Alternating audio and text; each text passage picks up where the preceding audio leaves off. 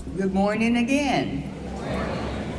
So I've been tasked with introducing the speaker, and I refer to him as, you know I have to do it differently, as Dr. Omishakin II. So Dr. Toks Omishakin became the 4th Secretary of Transportation. Oh, okay, sorry. Let me move over. Dr. Omishakin became the 4th Secretary of Transportation for the state of California in 2022. He oversees 8 state departments, boards, and commissions comprised of more than 42,000 people and a budget that exceeds $30 billion annually. Dr. Omishakin has a vision for transportation for California and I think for the nation. That vision features a safe, equitable, sustainable, and multimodal transportation system that builds on strong local partnerships and sustainability. He also encourages a culture of innovation and intelligent risk-taking as a form of transformative innovation. Prior to his appointment as secretary, Dr. Omishakin was the director of the California Department of Transportation, where he managed a $17.5 billion budget and more than 22,000 employees. Prior to his departure to California, he served 8 years as Deputy Commissioner with the Tennessee Department of Transportation, with oversight of administrative and project budget of more than $300 million annually. Prior to that, he served as the Director of Healthy Living Initiatives in the Nashville Mayor's Office. In 2019, he served as chair on the Council of Active Transportation for the American Association of State Highways and Transportation Officials. He served 2 years as committee chair and inaugural chair of that multimodal task force. He serves on the board of Oxford University Press, the Lowe's Manhattan Transportation Institute, World Congress, University of California, System ITS, and for 10 years, American Walks. In October 2020, Dr. Omishakin was appointed to President-elect Biden-Harris Transportation Transition Team. In December of 2020, he received Excellence in Leadership Award by Comto, NorCal. In 2021, he was selected as the Person of the Year by the California Transportation Foundation. He was born in Nashville. He was raised on the Valley campus, right? He has a wife and 2 children. He did not tell me their names. He has a PhD in engineering management from the University of Tennessee, Knoxville, a master's degree in urban and regional planning from that other school down south, Jackson State. Sorry, Dr. Cunningham. And where it all began, where he got his basic training, a BS in engineering technology from Mississippi Valley State University.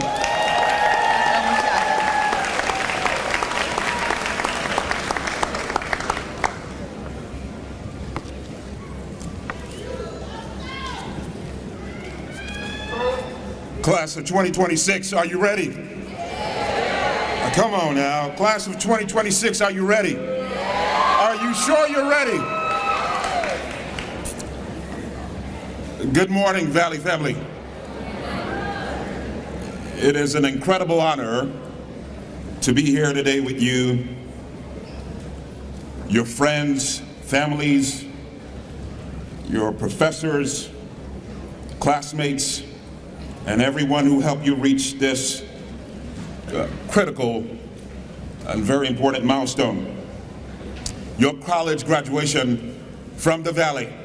Come on now, give it up to him again.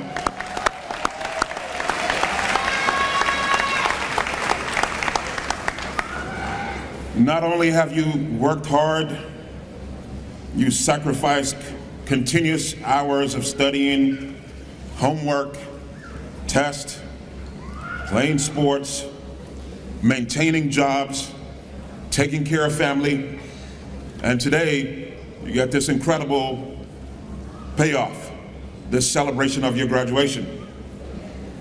I'm truly grateful to be a very small, the tiniest possible part of this journey that you've had for the last 4 years. Being back at my very first alma mater makes this moment especially meaningful for me. So I just want to thank a few people as we get started. First, President Briggs. He and his entire leadership team, the Board of Trustees, faculty, and staff, thank you so much for inviting me to this very special day. And I also want to recognize the class of 76. We give them a hand again.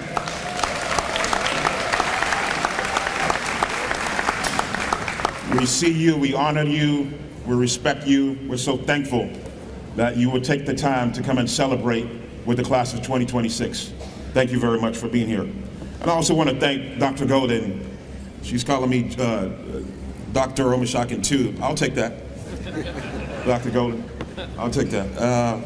Thank you as well for the very kind introduction. So, graduates, today as you take this major step into the next part of your life, I'd like to talk to you about something you rarely hear about in this setting. Failure. Failure. Failure. Failure. I know you don't probably want to hear about that on a day like today, right? You don't want to hear about failure. We've already been there, done that, right? Everybody got all A's throughout these 4 years.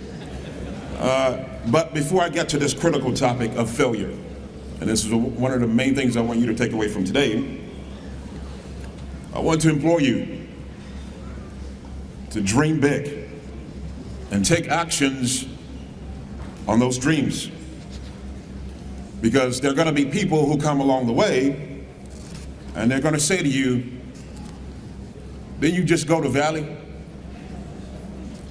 Ain't that just another HBCU? Just another one of those HBCUs? I'm going to tell you right now today, do not listen to the chatter. Do not listen to the chatter. After all, look at me.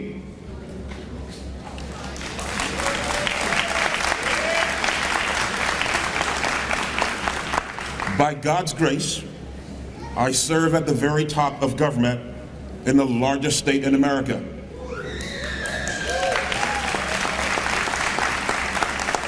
A state with more than 40 million people. A GDP of more than 4.2 trillion, the state of California. I was honored to be first appointed by Governor Gavin Newsom in 2019, nearly 7 years ago. Some of you know that guy, Governor Newsom.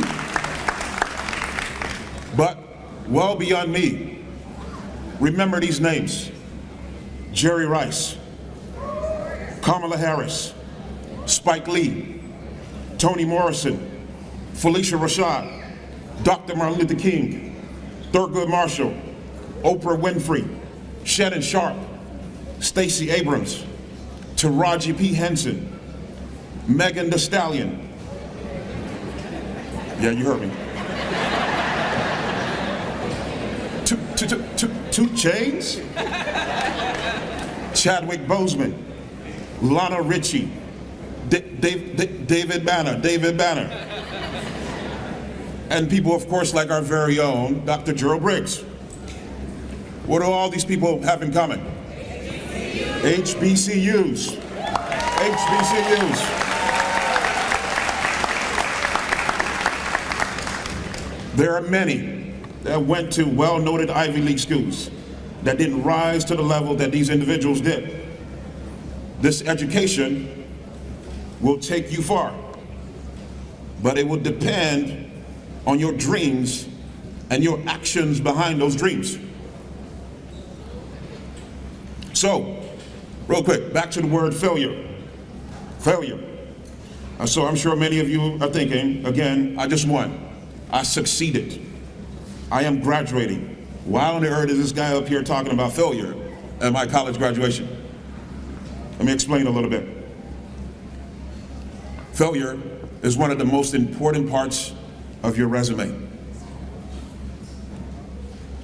As thinking, feeling human beings, we don't like to talk about our failures. We hope people don't notice them, and we certainly don't like admitting to them. But they're one of the most critical components of your success. Success is great, and it confirms, in many cases, what we already know. But failure reveals information that you need to know. Failure is data. Data which is real, honest information that will help you grow. It shows you where you need to make tweaks or have different actions. Ultimately, failure is formative.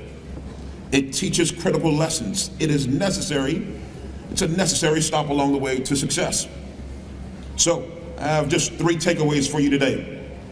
But don't worry, I'm not going to ask you to take long notes about this. This is going to be really simple. Simple for you to remember. Failure and success are not opposites. They are partners. They have a symbiotic relationship. Failure and success are not opposites. Remember that. You can't achieve true significant success without stumbling along the way.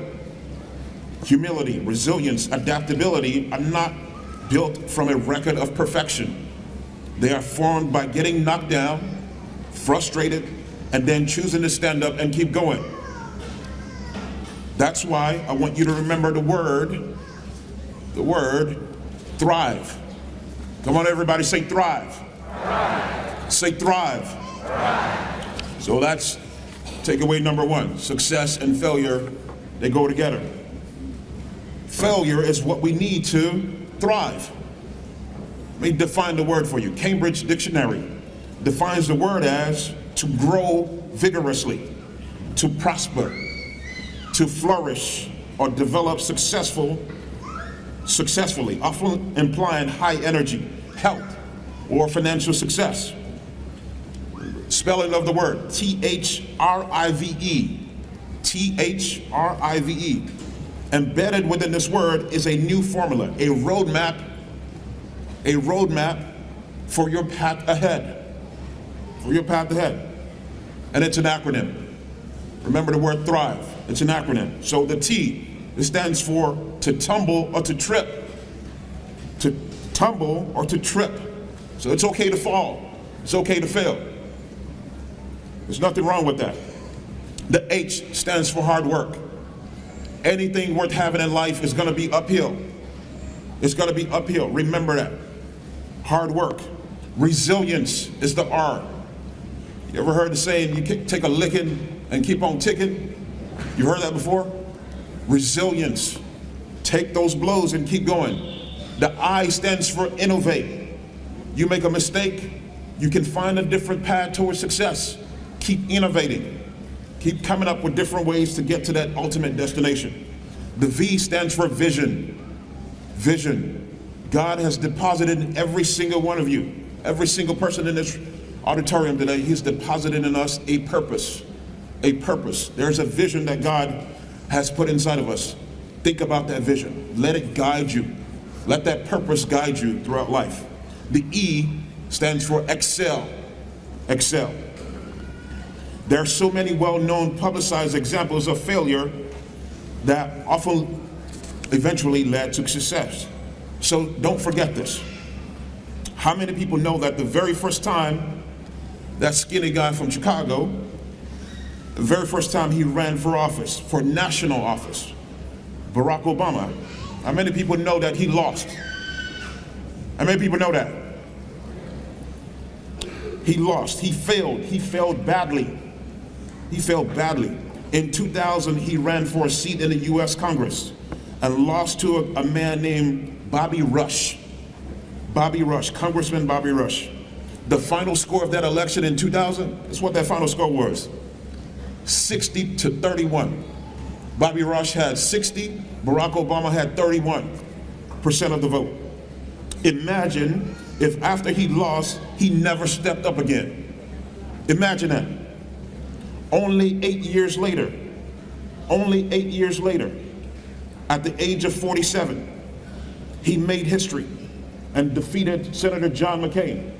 He became the 5th youngest president in United States history and the first African American elected to the White House. History. Imagine if he gave up after 2000. And then there's somebody like Steve Jobs, one of the most successful technology leaders in the last half century. Mr. Jobs was fired from Apple, the very company he helped to found. He later experienced failures, developing multiple other companies and growing other companies before returning to Apple and turning it into the most valuable company in the entire world. We all use those devices that he created today.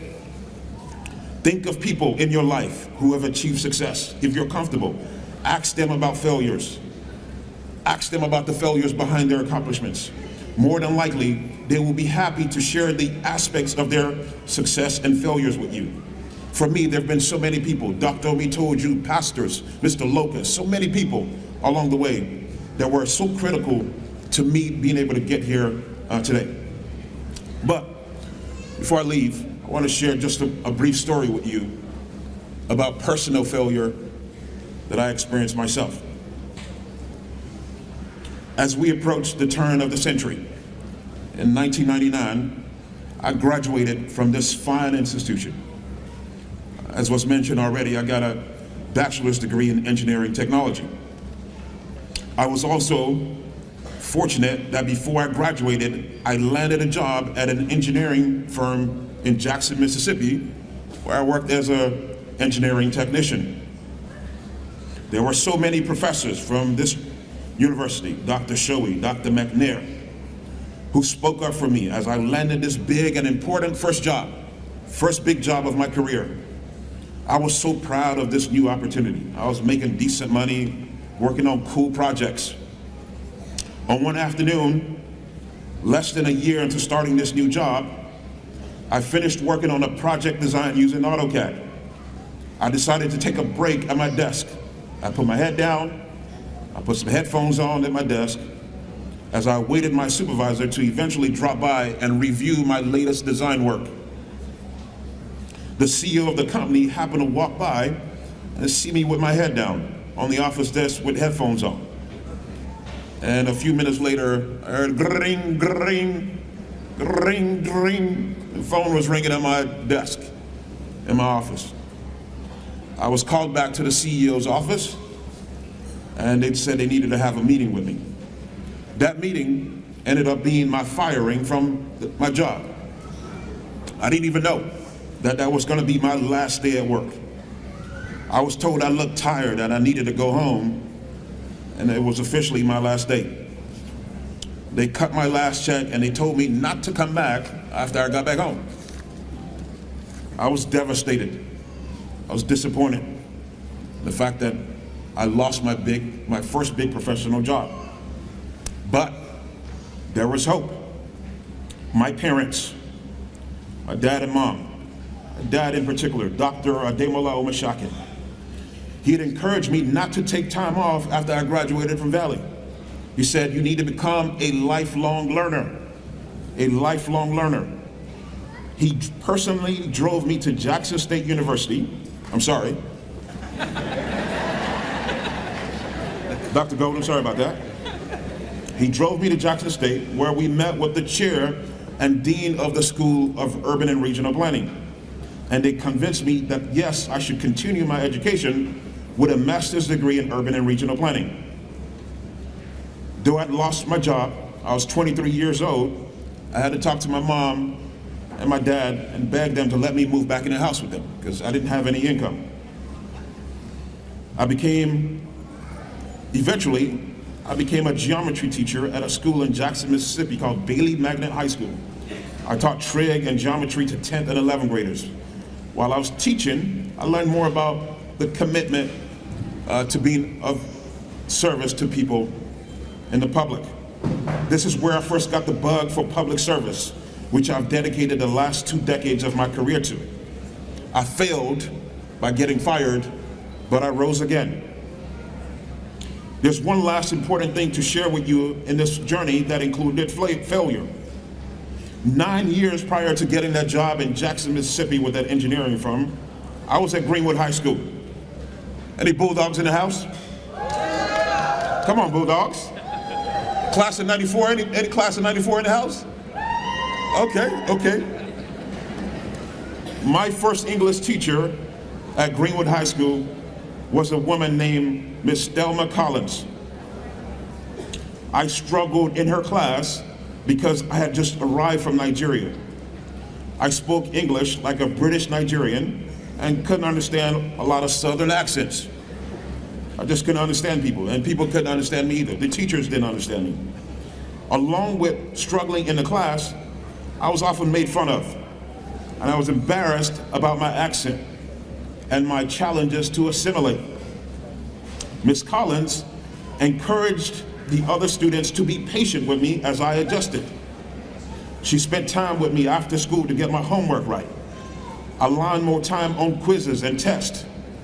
My parents also encouraged me to listen, my dad in particular, to listen to the nightly news, to people like Peter Jennings, Dan Rather, Tom Brokaw, and watch shows like 60 Minutes, Primetime, 2020. I eventually passed Miss Collins' class and gained confidence through the rest of my high school, despite wanting to quit Greenwood High School and move back to Nigeria because of all those struggles. Today, my dad, Dr. Ademola Omishakin, he's here. My mom couldn't make it as she's back in Nigeria. My dad, he has 5 degrees, and for many years he was chair of the Department of Environmental Health and Sciences here at Mississippi Valley. He was also dean, yes.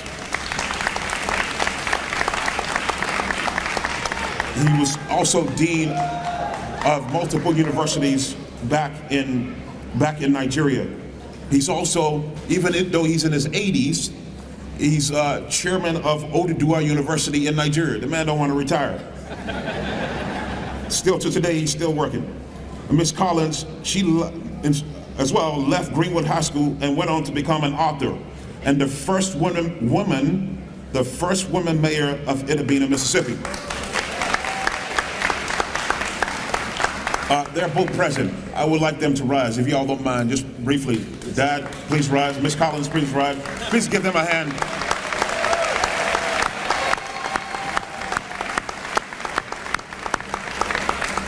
Dad, thank you for everything that you did for me as a young child growing up with my siblings. Shola, Wale, Joket, thank you for all the love you showered upon us.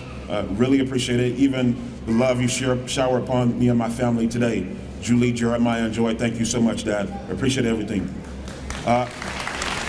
Miss Collins, you're no doubt a gift. God has deposited in you this spirit, this non-ending commitment to help people.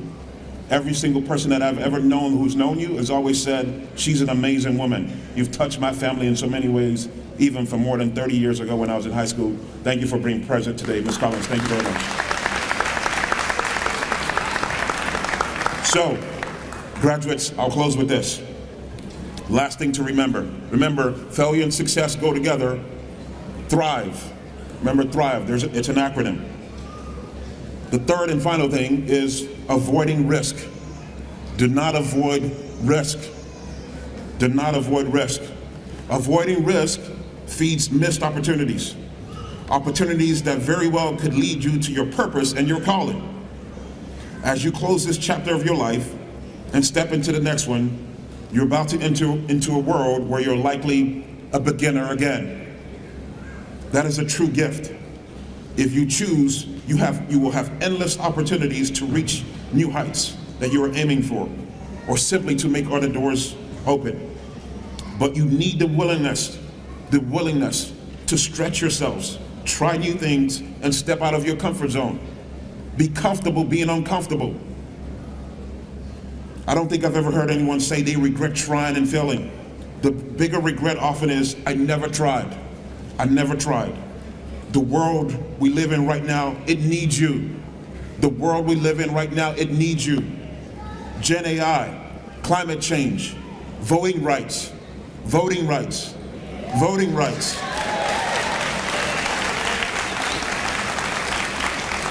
Equity, owning a business, becoming a doctor, a lawyer, an engineer, on and on and on. The world needs you. Go out there and do not forget, you can take risk. So before you go to bed tonight, I'd like each of you to do something very specific, something that will impact your future. I ask that you commit to at least one thing you're going to try in the next year that has risk attached to it, that you may actually fail. There's a possibility that you may fail, because that one thing could spark growth that you never imagined, and it might even change your life and your family's life.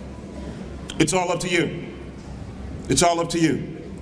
Class of 2026, may you thrive. May you thrive. Not because everything always goes right, but because you're willing and brave enough to try when things potentially could go wrong. Congratulations, class of 2026. I'm so proud of you. Love you. God bless you. Go out there and thrive.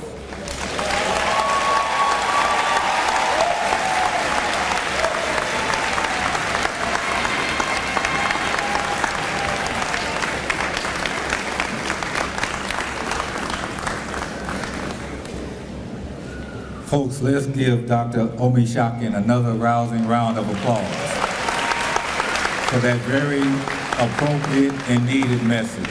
I'm sure that resonated with our graduates and everyone in here. So again, we say thank you. And we'd like to, if you would join me back here at the podium, we'd like to present you with this plaque recognizing again that powerful message.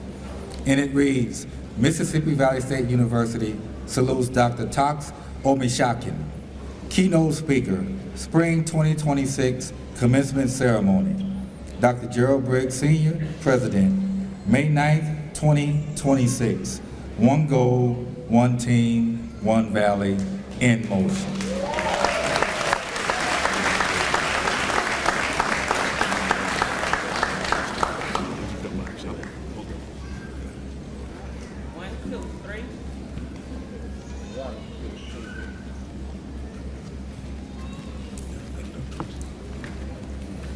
And he'd also like to thank Mr. Dean Banks and Augusta Wallace. Let's give them a rousing applause for helping him today.